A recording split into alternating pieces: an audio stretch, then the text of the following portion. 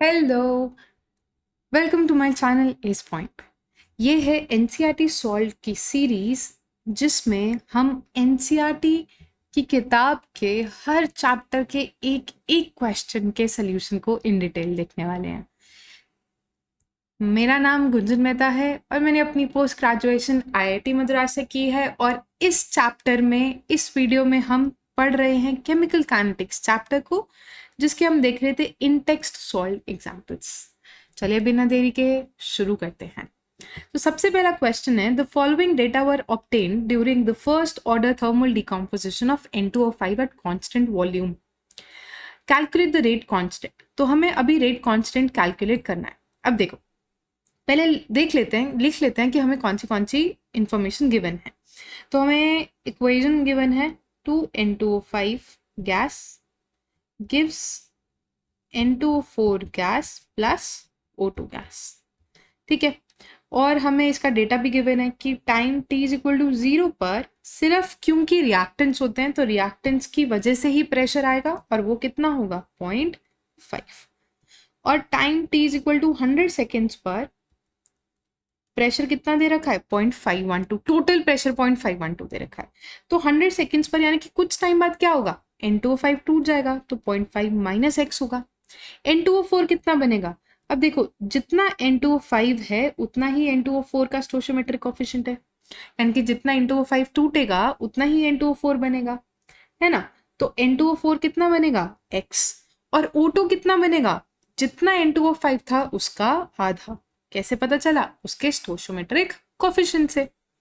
ठीक है, पर अब हमें निकालना क्या है, हमें तो k की वैल्यू चाहिए, और k का एक्सप्रेशन अगर हम देखें तो वो होता है 2.303 by t log initial concentration divided by concentration of A at time t।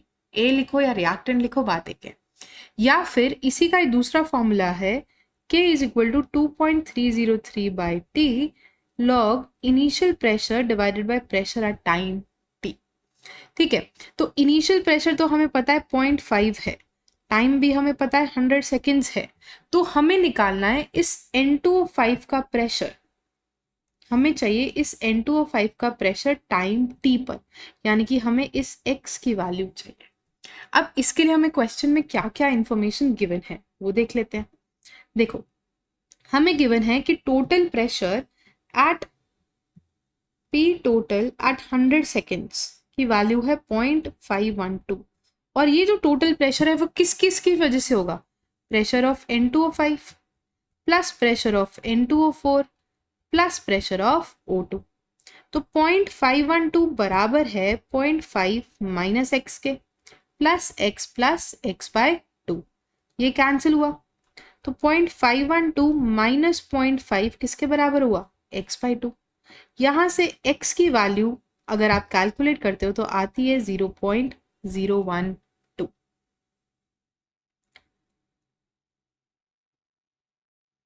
Times 2, यानी कि 0.024। x की वैल्यू आ गई हमारे पास। अब हम निकाल सकते हैं pressure of N2O5 at time t। तो pressure of N2O5 at t is equal to 100 seconds कितना हुआ, 0.5 माइनस एक्स, यानी कि 0.5 माइनस 0.024, यानी कि यहाँ से वैल्यू आ जाएगी 0.476।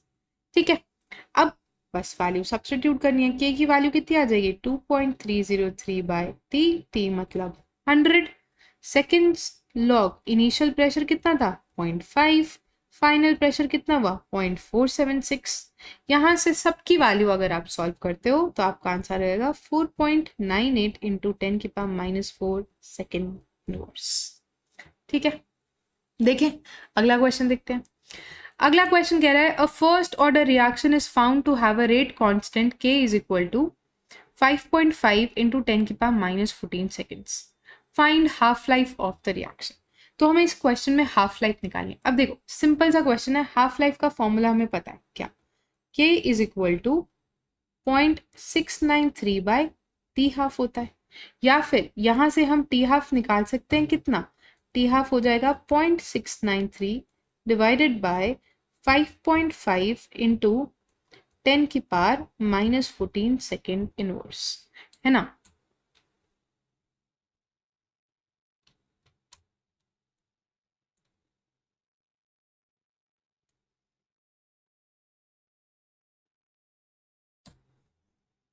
तो यहाँ से टी हाफ की वैल्यू आ जाएगी 1.26 इंटू 10 की पावर 13 सेकेंड्स। ठीक, चलिए नेक्स्ट क्वेश्चन देखते हैं।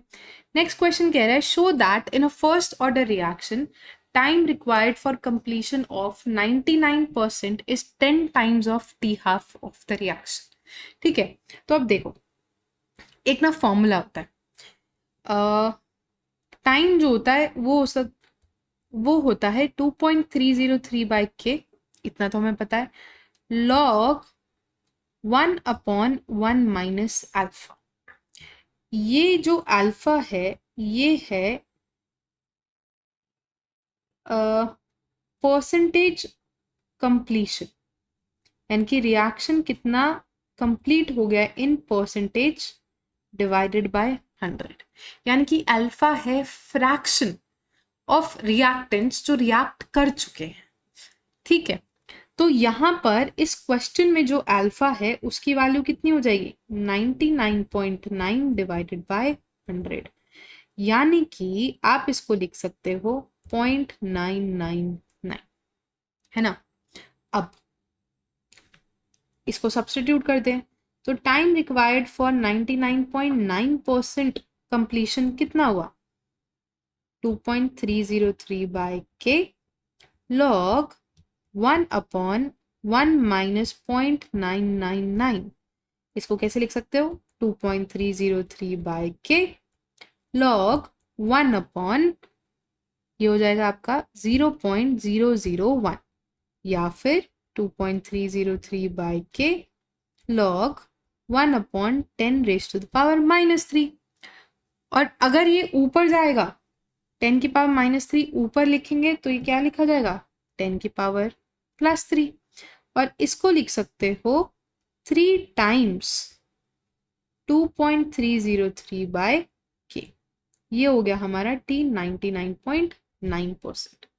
ठीक है, और इसको अगर आप और सॉल्व करते हो तो T 99.9% यहाँ से आ जाएगा 3 3 ज़ा 9, 09.6 डिवाइडेड बाय के, है ना। और यही अगर हम देखें टी हाफ वो कितना होता है 0.69 बाय के, हाँ है ना। तो अप्रोक्सीमेटली दोनों देखो, दोनों में किस चीज का फर्क है 10 के फैक्टर का फर्क है कि नहीं है। अगर आप इस टी हाफ को 10 से मल्टीप्लाई कर देते हो तो टी 99.9% आ रहा है कि नहीं आ रहा है, बिल्कुल आ रहा है। तो हेंस प्रूव्ड, क्या प्रूव कर दिया हमने कि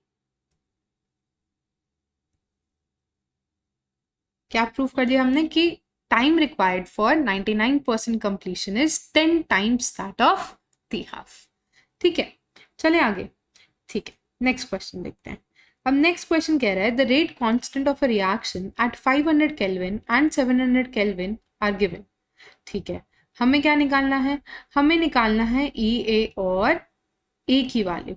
ठीक है, अब देखो इसके लिए भी हमें एक फॉर्मूला पता है, क्या है वो फॉर्मूला, वो फॉर्मूला है log K2 by K1 is equal to EA activation energy divided by 2.303 R 1 by T1 minus 1 by T2। ठीक है, अब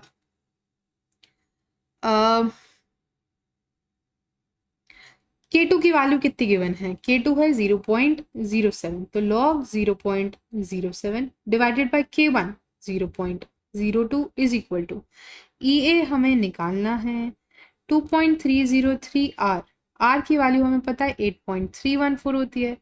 पहला टेम्परेचर कितना 500 केल्विन, दूसरा टेम्परेचर कितना 700 केल्विन, है ना।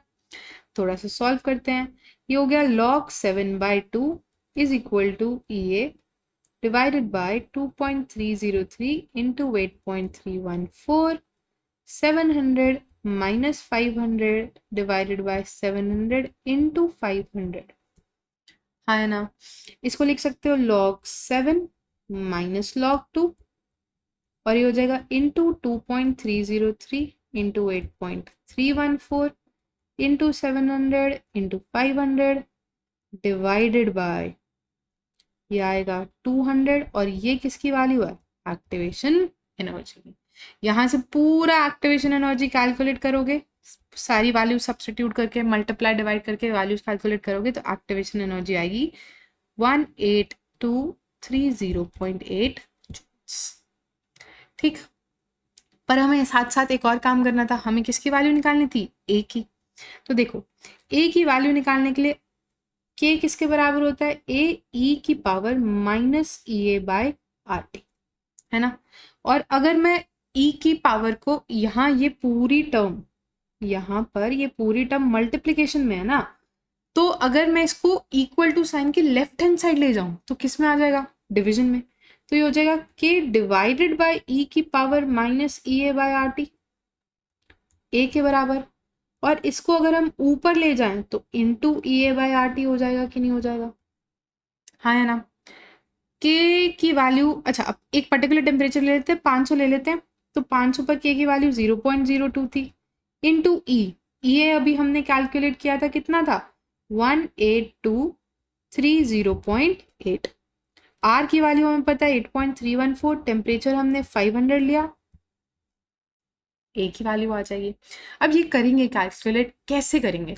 देखो अगर तो पेपर में आता है तो आपको ना इसकी वैल्यू गिवन होगी, तो ज़्यादा टेंशन लेने की ज़रूरत नहीं है ना। तो अगर हम इसकी वैल्यू कैलकुलेट करते हैं, कैलकुलेटर पे मैं आपको कैलकुलेट करके दिखा रही हूँ, तो हम क्या करेंगे, हमारे पास आएगा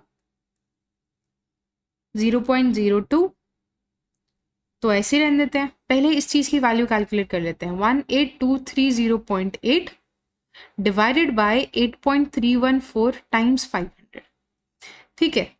और फिर इसको जो वैल्यू आई इसको हम रख देंगे ई की पावर में, ठीक है। ये कैलकुलेटर में हमारे पास ऑलरेडी है, और इसको मल्टीप्लाई कर देते हैं 0.02 से, तो हमारा आंसर आ गया 1.61। तो ए की वैल्यू कितनी आ गई? 1.61, ठीक है।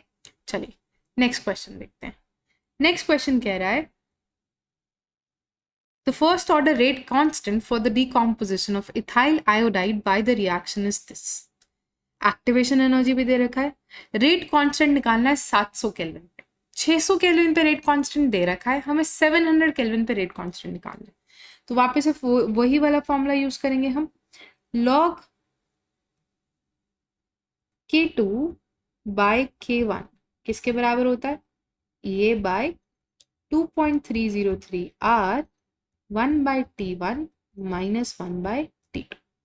सबकी वैल्यूज हमें गिवन है, K2 की वैल्यू कैलकुलेट करनी है, K1 कितना है? 1.60 इंटू 10 की पावर माइनस 5, ये कितना दे रखा है? 209 किलो जूल्स। R की वैल्यू हमें पता है 8.314, पहला टेम्परेचर कितना? 600, दूसरा टेम्परेचर कितना? 700 केल्विन। सारी वैल्यूज हमें गिवन है, बस सब्स्टिट्यूट करनी है। तो सॉल्व करते हैं, log K2 minus log K1 किसके बराबर होगा? 209 इंटू 10 की पावर 3 क्योंकि किलो जूल्स है, divided by 2.303 into 8.314, 1 by 600 minus 1 by 700। तो यहाँ से log K2 किसके बराबर आ जाएगा? log K1, K1 कितना है? 1.60 इंटू 10 की पावर माइनस 5 इंटू 209 इंटू 10 की पावर 3 इंटू 700 माइनस 600, और इस पूरे के डिवीजन में है 2.303 इंटू 8.314 इंटू 600 इंटू 700। यहाँ से log K2 की वैल्यू कैलकुलेट करोगे तो वो आएगी -2.197, और यहाँ से K2 आ जाएगा आपका 6.36 इंटू 10 की पावर -3 सेकेंड इनवर्स। अब हमने K2 कैसे कैलकुलेट किया, हमने मैं इस वीडियो के साथ ना लॉग कैसे कैलकुलेट करते हैं उस वीडियो का लिंक नीचे डिस्क्रिप्शन में शेयर कर दूंगी। तो अगर आपको सीखना है और आपको नहीं आता है कि लॉग टेबल देखकर लॉग कैसे कैलकुलेट करते हैं, तो please go and do watch that video, आपको बहुत हेल्प होगी। ठीक है, तो ये थे हमारे बाकी के इन टेक्स्ट सॉल्व एग्जाम्पल्स। होपफुली आपको समझ में आया होगा। पढ़ते रहिए, मिलते हैं हम लोग नेक्स्ट वीडियो में। वीडियो देखने के लिए थैंक्स। लाइक, शेयर और सब्सक्राइब मत भूलना, वरना आपका और मेरा केमिकल बॉन्ड वीक हो जाएगा।